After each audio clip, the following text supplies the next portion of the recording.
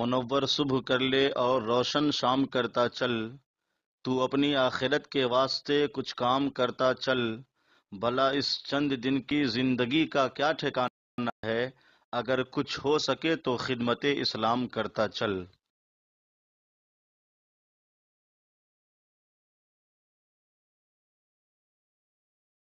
سورۃ البقرہ کے 26ویں رکوع کا آغاز ہے اور یہ دوسرے پارے کا 10واں رکوع ہے۔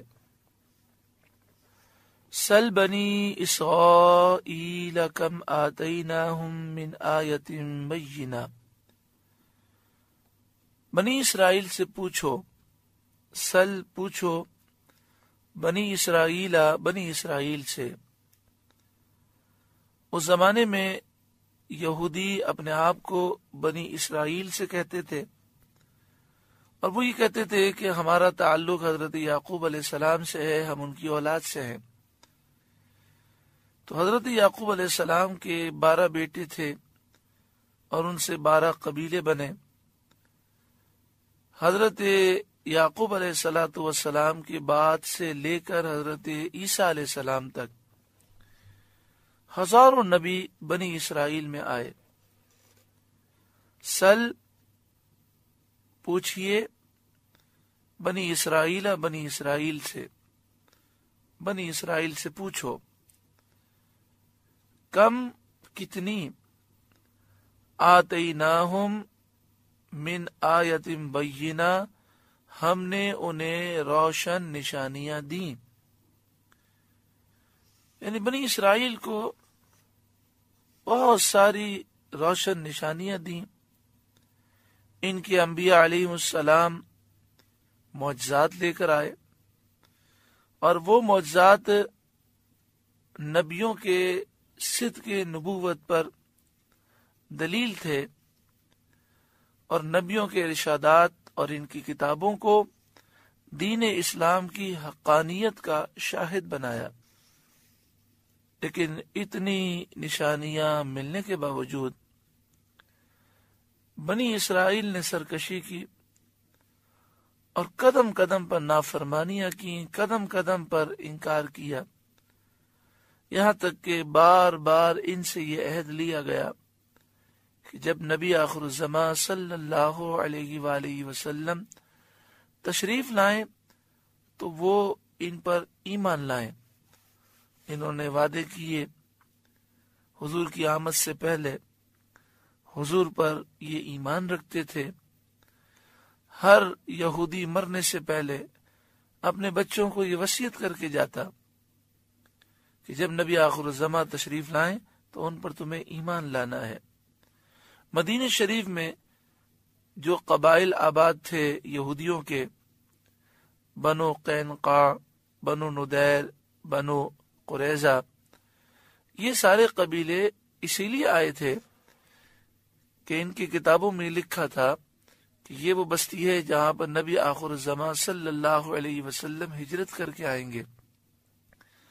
تو حضور صلی اللہ علیہ وآلہ وسلم کے انتظار میں یہ لوگ یہاں پر جمع ہوئے اور یہاں پر رہائش اختیار کی، اور مدینہ شریف کے جو لوگ تھے اس وقت مشرک تھے، تو ان سے یہ یہودی کہا کرتے تھے کہ ہم نے اپنی کتابوں میں پڑھا ہے کہ نبی آخر الزمان یہاں پر ہجرت کر کے آئیں گے، اور ایک گروہ ان پر ایمان لائے گا اور دوسرے گروہ کے ساتھ وہ جہاد کرے گا، تو ہم ایمان لائیں گے اور ان کے ساتھ مل کر تمہارے خلاف جہاد کریں گے۔ لیکن اللہ تعالیٰ کی شان ہے، جب سرکار دو عالم صلی اللہ علیہ وسلم تشریف لائے تو یہودیوں نے انکار کر دیا اور مدینے کے لوگ ایمان لے آئے، اور پھر انہوں نے نبی اکرم صلی اللہ علیہ وسلم کے ساتھ مل کر یہودیوں سے جہاد کیا۔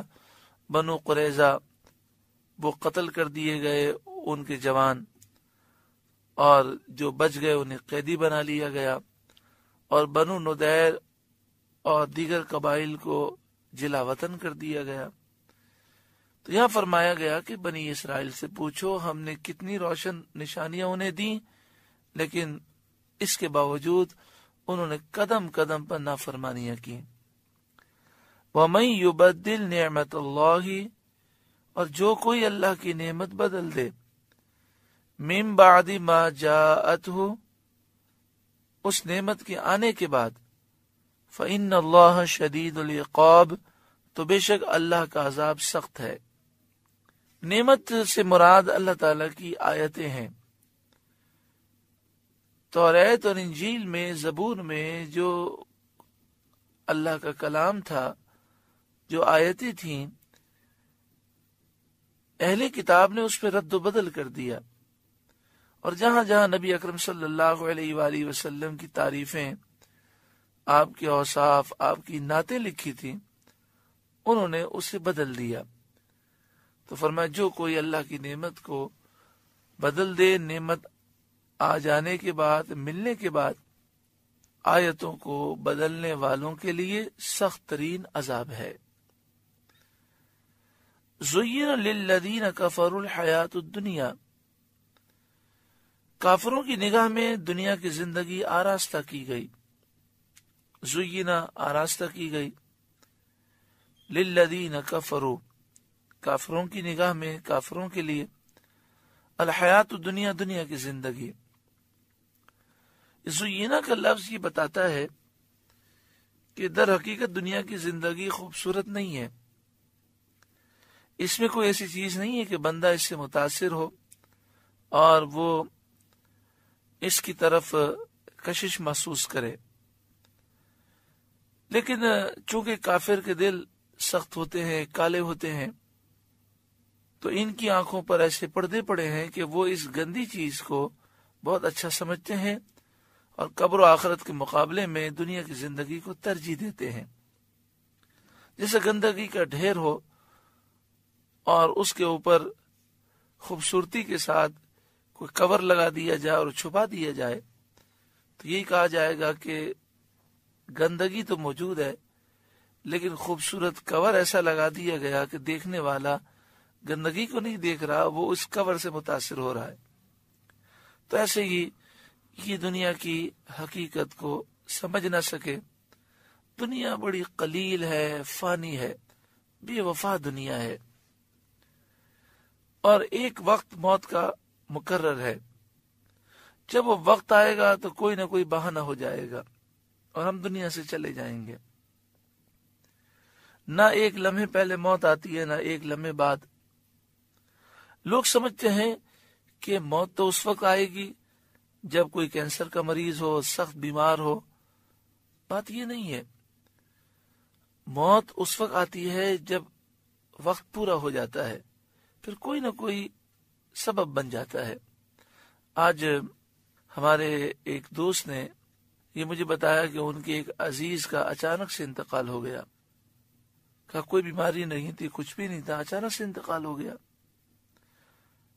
اب اس انتقال کا سبب سنیں۔ وہ کہتے ہیں کہ اچانک سے گلے میں بلغم آیا، جب انہوں نے اتار لیا یا اتر گیا تو یہ سانس کی نالی میں چلا گیا، اور سانس کی نالی میں بلغم جاتے ہی چند سیکنڈ میں ان کا انتقال ہو گیا۔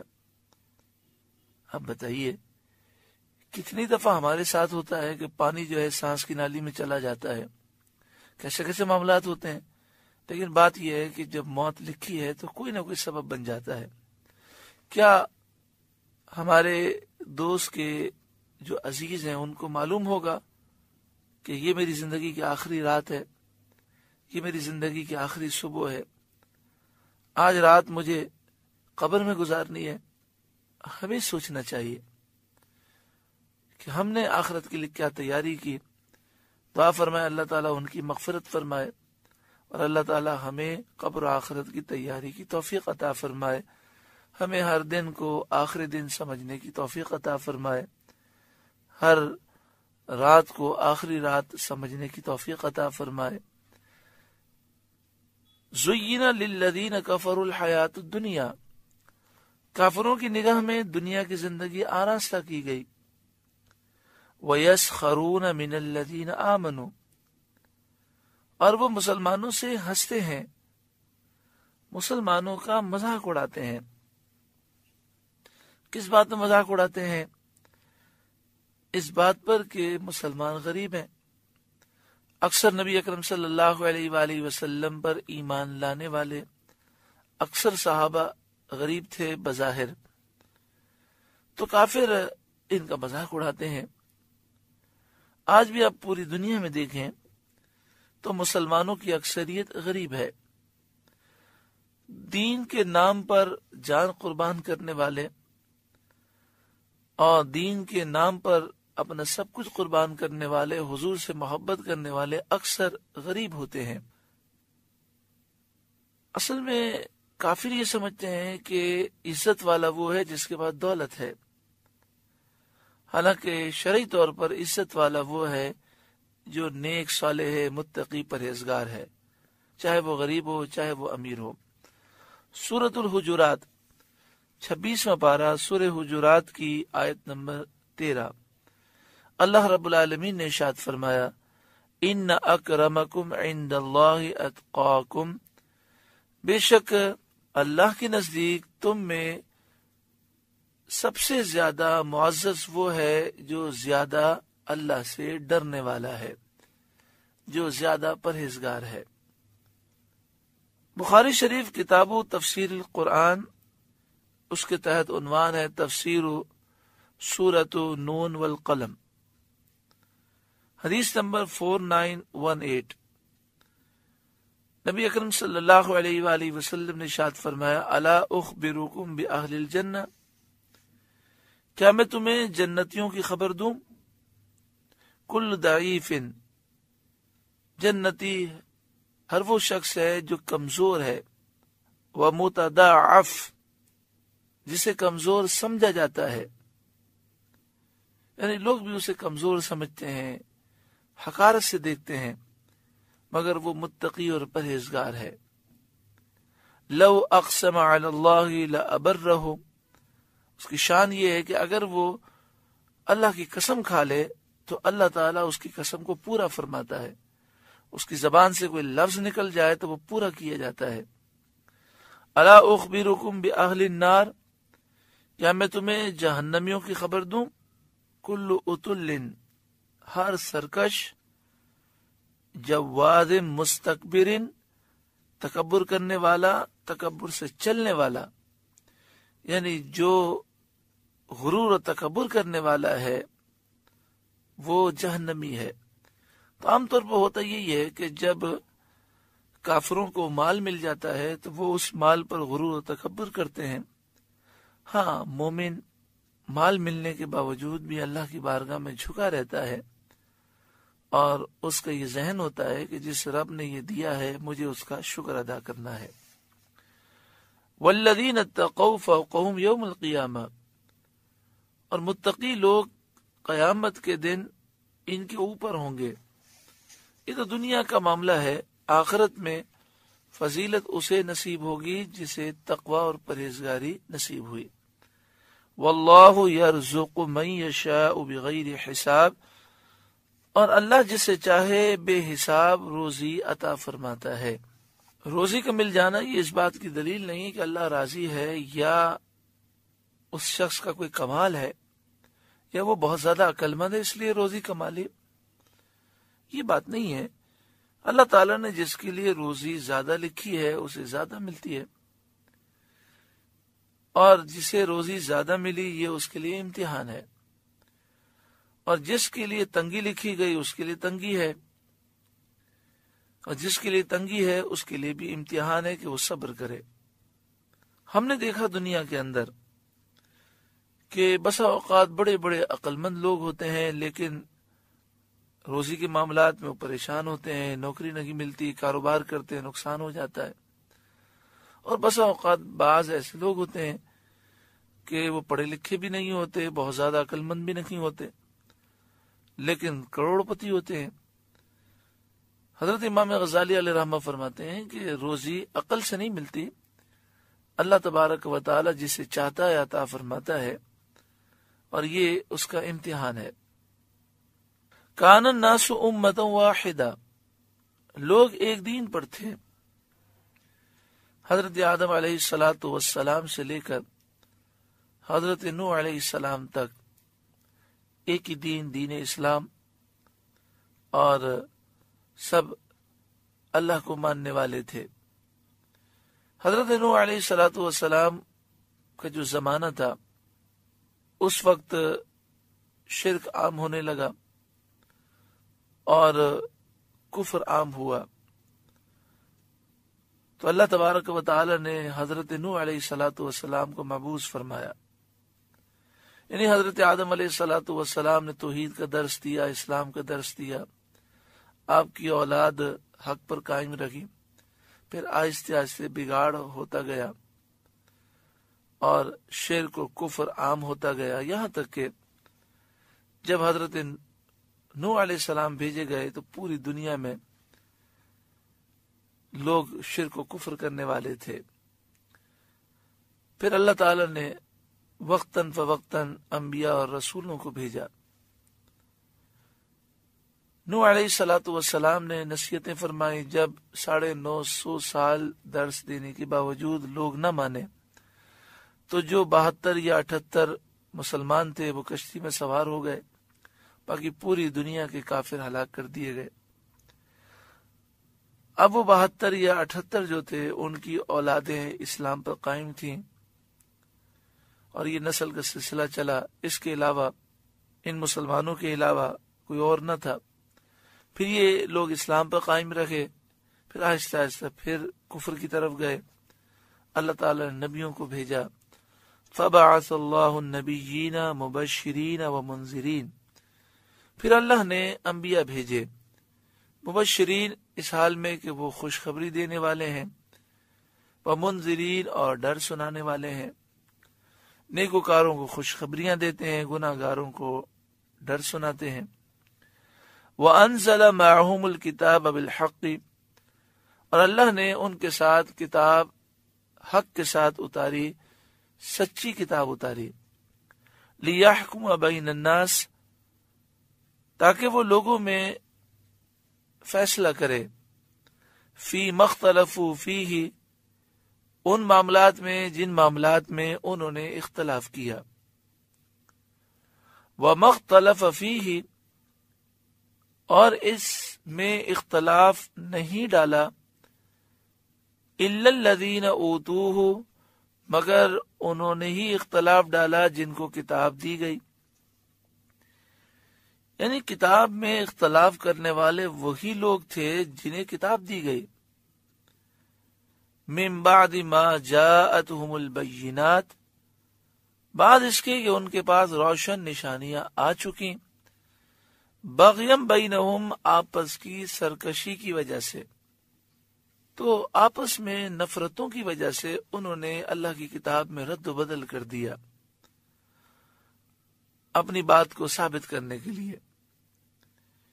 فہد اللہ الذین آمنوا، تو اللہ نے مومنوں کو ہدایت دی، لما اختلفوا فیہ من الحق بإذنہ، ان باتوں میں ہدایت عطا فرمائی جن میں انہوں نے اختلاف کیا، من الحق، حق کی ہدایت عطا فرمائی، بإذنہ، اپنے اذن سے، اپنے حکم سے۔ تو اللہ تعالیٰ نے مومنین پر کرم فرمایا اور دامن مصطفیٰ صلی اللہ علیہ وآلہ وسلم انہیں عطا فرما دیا، اور سرکار دو عالم صلی اللہ علیہ وآلہ وسلم کے کرم سے ان پر حق بالکل واضح ہو گیا۔ واللہ یہدی من یشاء الی صراط مستقیم، اور اللہ جسے چاہے سیدھی راہ دکھائے، وہ جس پر کرم فرماتا ہے سیدھی راہ دکھا دیتا ہے۔ دعا کریں اللہ تعالی ہمیں، ہمارے بچوں کو، ہماری نسلوں کو اور تمام مسلمانوں کو سیدھی راہ پر چلنے کی توفیق عطا فرمائے۔ ام حسبتم ان تدخلوا الجنہ، کیا اس گمان میں ہو کہ جنت میں چلے جاؤ گے؟ ولما یأتکم مثل الذین خلوا من قبلکم، حالانکہ ابھی تم پر پہلے لوگوں جیسی مشکلات نہیں آئیں، یعنی اے مسلمانوں اسلام لے آئے، اب تم یہ سمجھتے ہو کہ صرف کلمہ شریف پڑھ کر جنت میں چلے جاؤ گے۔ اسلام لانے کے بعد تمہیں دین اسلام پر عمل کرنا ہے اور اس میں کئی رکاوٹیں آئیں گی، تکلیفیں اٹھانی ہے۔ پہلے کے جو مومنین تھے انہوں نے بھی بہت تکلیفیں اٹھائی ہیں۔ اس آیت کریمہ میں ہر مسلمان کو درس ہے کہ وہ دین حق پر مضبوطی سے قائم رہے، تکلیفوں سے نہ گھبرائے، حق بات پر قائم رہے، حق بات کا پرچار کرے۔ ذرا سوچنے والی بات ہے کہ آج مسلمان حق بات کرنے کے لیے تیار نہیں ہوتا۔ وہ کہتا ہے کہ حق بات کہنے سے مشکلات آئیں گی، حالانکہ قرآن مجید فرقان حمید یہی درس دے رہا ہے کہ حق بات کہنی ہے اور مشکلات کو برداشت کرنا ہے۔ مَسَّتْهُمُ الْبَأْسَاءُ وَالضَّرَّاءُ، انہیں سختی پہنچی، وَالضَّرَّاءُ اور شدت پہنچی، وَزُلْزِلُوا اور انہیں ہلا دیا گیا، حَتَّى يَقُولَ الرَّسُولُ یہاں تک کہ رسول کہہ اٹھے، وَالَّذِينَ آمَنُوا مَعَهُ اور جو ان کے ساتھ مومنین تھے وہ بھی کہہ اٹھے، مَتَى نَصْرُ اللَّهِ اللہ کی مدد کب آئے گی؟ الا سن لو ان نصر اللہ قریب، بے شک اللہ کی مدد قریب ہے۔ یعنی اے مسلمانوں، بڑی بڑی مشکلات آئیں گی، تمہیں ذہنی طور پر ان مشکلات کے لیے تیار رہنا ہے اور گھبرانا نہیں ہے۔ مدد ضرور آئے گی لیکن امتحانات بھی ہوں گے۔ بخاری شریف کتاب الاکراہ، باب من اختار الضرب والقتل والہوان علی الکفر، حدیث نمبر 6943۔ حضرت خباب اس حدیث کے راوی ہیں۔ مکی زندگی کا واقعہ ہے، ہجرت سے پہلے کا واقعہ ہے، جب مسلمانوں پر کفار ظلم و ستم کرتے تھے۔ جب معلوم ہوتا کہ فلاں ایمان لے آیا ہے تو اسے گھر سے گھسیٹا جاتا، پھر رسیوں سے باندھا جاتا، اسے کوڑے مارے جاتے، ڈنڈے برسائے جاتے، اسے زخمی کیا جاتا، اس کی قمیص اتار کر سخت گرمی میں گرم پتھروں پر اسے لٹا دیا جاتا اور سینے پر بھاری پتھر رکھ دیا جاتا، کبھی انگاروں پر لٹا دیا جاتا اور پیٹھ سے اس قدر چربی نکلتی کہ اس سے انگارے بجھ جاتے۔ کتنے صحابہ کرام کو مکی زندگی میں اس طرح شہید کر دیا گیا، کتنے معذور ہو گئے، اس قدر تکلیفیں تھیں۔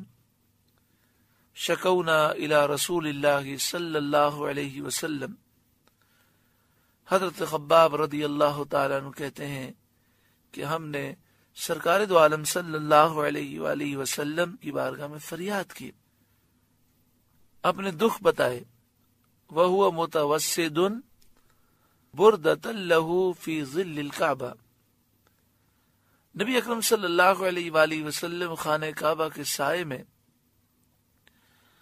اپنی چادر کا تکیہ بنا کر جلوہ افروز تھے۔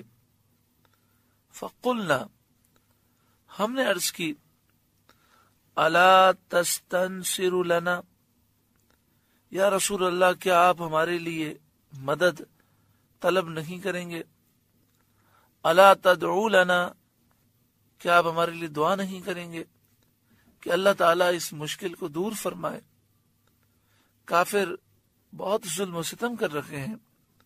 فقال، تو آپ صلی اللہ علیہ وسلم نے فرمایا، قد کان من قبلکم، بے شک تم سے پہلے جو لوگ تھے وہ جب ایمان لائے تو انہوں نے بڑی بڑی تکلیفیں اٹھائیں۔ یؤخذ الرجل، مومن کو پکڑ لیا جاتا، فیحفر له فی الارض، پھر اس کے لیے زمین میں گڑھا کھودا جاتا، فیجعل فیہا، اور اس گڑھے میں ڈال دیا جاتا، فیجاء بالمیشار فیودع علی رأسہ فیجعل نصفین، آرا لیا جاتا اور سر پر رکھ کر اس کے جسم کے 2 ٹکڑے کر دیے جاتے، وَيُمْشَطُ بِأَمْشَاطِ الْحَدِيدِ مَا دُونَ لَحْمِهِ وَعَظْمِهِ، لوہے کی کنگھیوں سے اس کے گوشت کو اور اس کی ہڈیوں کو نوچا جاتا. فما يَصُدُّهُ ذَلِكَ عَنْ دِينِهِ، یہ ساری تکلیفیں اسے دین سے روک نہیں سکتی تھی. پیارے آقا صلی اللہ علیہ وآلہ وسلم نے انہیں صبر کی تلقین فرمائی. صحابہ کرام نے صبر کیا. اللہ تعالی نے مدینہ شریف کی ریاست عطا فرمائی، اور پھر آخرکار سن 8 ہجری میں صحابہ کرام سرکار دو عالم صلی اللہ علیہ وسلم کے ساتھ مکہ شریف فتح کرنے کے لیے آئے، اور اللہ تعالی نے مکہ شریف کی فتح عطا فرمائی. تو اس میں درس یہ ہے کہ مشکلات آتی ہیں، گھبرانا نہیں چاہیے، صبر کرنا چاہیے، آگے چل کر پھر آسانی ہو جاتی ہے. اللہ تبارک و تعالی ہمیں دین کی محبت عطا فرمائے، اور ناموس رسالت کی خاطر، دین کی خاطر، اسلام کی خاطر ہمیں اپنا سب کچھ قربان کرنے کا جذبہ عطا فرمائے. یسألونک ماذا ینفقون، لوگ آپ سے پوچھتے ہیں کیا خرچ کریں، یعنی مال ہم کسے دیں. یہ جو سوال کیا گیا یہ نفلی خیرات کے بارے میں کیا گیا، یعنی ہمیں بتائیے کہ ہم مال کہاں خرچ کریں جس سے ہمیں ثواب ملے. قل، اے محبوب آپ فرمائیے، ما انفقتم من خیر، جو کچھ مال نیکی میں خرچ کرو، فللوالدین، تو وہ ماں باپ کے لیے ہے، والاقربین، اور قریب کے رشتہ داروں کے لیے، والیتاما، اور یتیموں کے لیے، والمساکین، اور مسکینوں محتاجوں کے لیے، وابن السبیل، اور مسافروں کے لیے. یعنی اللہ کی راہ میں جو مال خرچ کیا جاتا ہے، جس پر ثواب ملتا ہے، اس میں سر فہرست والدین کے لیے خرچ کرنا ہے. اپنے مال سے والدین کی خدمت کی جائے، ان کی ضروریات پوری کی جائے، تو یہ بہت بڑی نیکی ہے. پھر قریبی رشتہ دار، جس میں بیوی بچے بھی ہیں، بھائی بہنیں بھی ہیں، اور دیگر رشتہ دار ہیں، ان کی ضروریات پر مال خرچ کیا جائے، اور خاص طور پر جو رشتہ دار غریب ہیں ان کی مالی مدد کی جائے. پھر یتیموں، محتاجوں اور ضرورت مند مسافروں کا ذکر ہے. وما تفعلوا من خیر فإن اللہ بہ علیم، اور جو بھلائی تم کرو بے شک اللہ اسے جانتا ہے. کتب علیکم القتال، تم پر اللہ کی راہ میں لڑنا فرض کیا گیا، اللہ کی راہ میں جہاد کرو. وَهُوَ كُرْهٌ لَكُمْ، حالانکہ وہ تمہیں ناگوار ہے، تمہیں پسند نہیں ہے. یعنی مسلمانوں، تم آرام کو پسند کرتے ہو، لیکن جہاد فرض کر دیا گیا، تو لہٰذا تم جہاد کرو، اور تمہارے دل میں جو خیال آتا ہے کہ یہ تو ہمارے لیے ناگوار ہے، تو اس خیال پر توجہ نہ دو. ہو سکتا ہے کوئی چیز تمہیں بری لگے لیکن وہ تمہارے حق میں بہتر ہو. وَعَسَىٰ أَن تَكْرَهُوا شَيْئًا وَهُوَ خَيْرٌ لَكُمْ، اور قریب ہے کہ کوئی بات تمہیں بری لگے اور وہ تمہارے حق میں بہتر ہو. تو اسی طرح جہاد تمہارے حق میں بہتر ہے، اس سے تمہارا ملک محفوظ ہوگا، تمہارے بچے محفوظ ہوں گے، تمہارا مستقبل محفوظ ہے.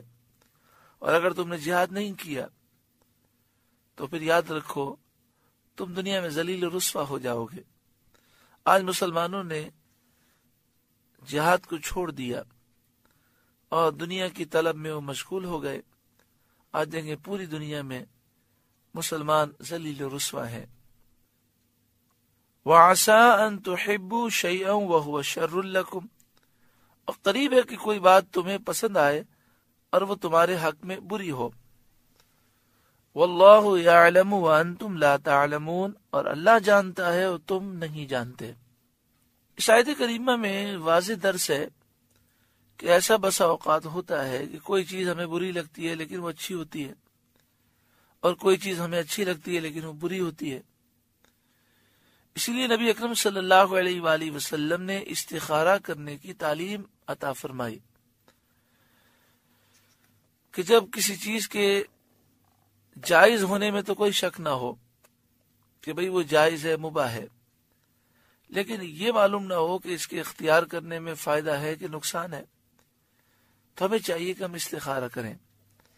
صحابہ کرام علیہم رضوان یہ بیان کرتے ہیں کہ نبی اکرم صلی اللہ علیہ وآلہ وسلم ہمیں استخارے کی دعا اس طرح یاد کراتے جس طرح قرآن پاک کی آیات ہمیں حفظ کرواتے، اور باقاعدہ استخارہ کرنے کی تعلیم تھی، اور صحابہ کرام ہر کام میں استخارہ کرتے تھے، ہر جائز کام میں۔ اب آپ سوچیں ہر کام میں استخارہ تو وہ کیسے ہوگا؟ تو دیکھیں اس کا آسان جو طریقہ ہے وہ یہ ہے کہ حدیث پاک میں استخارے کی دعا سکھائی گئی، اول آخر درود پاک پڑھ کر استخارے کی دعا پڑھ لی جائے، اور اللہ تعالیٰ کی بارگاہ میں یوں دعا کر لی جائے کہ مالک و مولا یہ بہتر ہے تو میرے لیے آسان کر دے، اور برا ہے تو میرا دل اس سے پھیر دے۔ پھر اس کے بعد وہ یہ کام کرنے کی کوشش کرے، اگر بہتر ہوگا تو کر سکے گا، اور بہتر نہیں ہوگا تو خود ہی اس کا دل اس سے ہٹ جائے گا۔ بہتر یہ ہے کہ اگر کسی اہم کام میں استخارہ کرنا ہو، جیسے رشتے کے معاملات ہیں یا کسی کاروبار کے معاملات میں، تو بہتر یہ ہے کہ 2 رکعت نفل پڑھیں استخارے کی نیت سے، اور سلام پھیرنے کے بعد اول آخر درود پاک پڑھ کے استخارے کی دعا پڑھیں، اور یہ کم از کم 3 دن یا 7 دن کریں۔ اس میں سونا کوئی شرط نہیں ہے، لیکن بہتر یہ ہے کہ پھر بات نہ کی جائے اور سو جائے، اور پھر صبح اٹھ کر اپنے دل کی طرف متوجہ ہو کہ دل میں کیا خیال آتا ہے۔ اگر دل یہ محسوس کرے کہ یہ کام صحیح نہیں ہے تو اس کام سے دور ہو جائے۔ باقی کتابوں میں یہ لکھا ہوتا ہے کہ خواب میں اگر یہ رنگ نظر آئے تو اس کے یہ معنی ہے، یہ رنگ نظر آئے تو یہ معنی ہے۔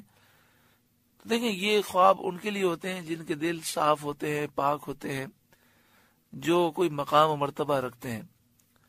ہمیں نہ خواب نظر آتے ہیں، اگر نظر آتے ہیں تو سمجھ نہیں آتی۔ تو عام لوگوں کے لیے صرف اتنا ہی کافی ہے کہ وہ استخارے کی دعا پڑھ لیں، اور پھر جو دل میں خیال آئے، جو بہتر محسوس ہو، اس پر عمل کریں۔ انشاءاللہ تعالی استخارے کی دعا کی برکت سے نقصان نہیں ہوگا۔ میں پھر یہاں پر وضاحت کر دوں کہ نفل پڑھنا اور استخارے کی دعا پڑھ کے سونا اور سونے سے پہلے بات نہ کرنا یہ کوئی ضروری نہیں ہے۔ مثلا ایک کاروباری شخص ہے، وہ دن میں 10-15 سودے کرتا ہے، اب اسے ایک سودا کرنا ہے اور فون پر جواب دینا ہے، تو وہ کہے کہ میں 5 منٹ کے بعد آپ کو جواب دیتا ہوں۔ اگر وضو نہ ہو تو وضو کر لے، اور اول آخر درود پاک پڑھ کر استخارے کی دعا پڑھ لے، بہتر یہ کہ اس کا ترجمہ بھی پڑھ لے، اور پھر اس کے بعد وہ فون کرے۔ اگر یہ سودا اس کے حق میں بہتر نہیں ہوگا تو انشاءاللہ تعالی اس کا دل کہہ دے گا کہ یہ کام صحیح نہیں ہے۔ اگر وہ کرنے بھی جائے گا تو وہ کام نہیں ہو سکے گا، اور اگر بہتر ہوگا تو اس کا دل اس کی طرف مائل ہو جائے گا۔ کتنا آسان طریقہ ہے، کتنا پیارا طریقہ ہے، لیکن لوگ اتنا بھی کرنے کے لیے تیار نہیں، دوسروں سے استخارے کراتے ہیں۔ حالانکہ نبی اکرم صلی اللہ علیہ وآلہ وسلم نے جو طریقہ دیا وہ آپ کا طریقہ بتایا ہوا یہ ہے کہ جس کا معاملہ ہے وہ خود استخارہ کرے۔ اللہ تبارک و تعالی ہمیں ان طریقوں پر عمل کی توفیق عطا فرمائے۔ جو پنسورہ ہوتا ہے اس میں بھی استخارے کی دعا ہوتی ہے۔ آپ باہر شریعت مکتب سے یا کسی بھی مکتب سے حضرت علامہ شفیع اوقاڑوی علیہ رحمہ کی کتاب جس کا نام ہے نماز، وہ لے لیں، تو استخارے کی دعا بھی ہے، اس میں ترجمہ بھی ہے، اور اس کے علاوہ نماز پوری لکھی ہوئی ہے اور ہر چیز کا ترجمہ بھی ہے۔ تو انشاءاللہ تعالی اس کتاب کی برکت سے نماز میں پڑھی جانے والی تمام چیزوں کے تراجم یاد ہو جائیں گے، اور اس کی برکتیں زیادہ ملیں گی، کیونکہ نماز میں جو چیز ہم پڑھتے ہیں اگر اس کا ترجمہ معلوم ہے تو توجہ سے ہم پڑھ سکتے ہیں۔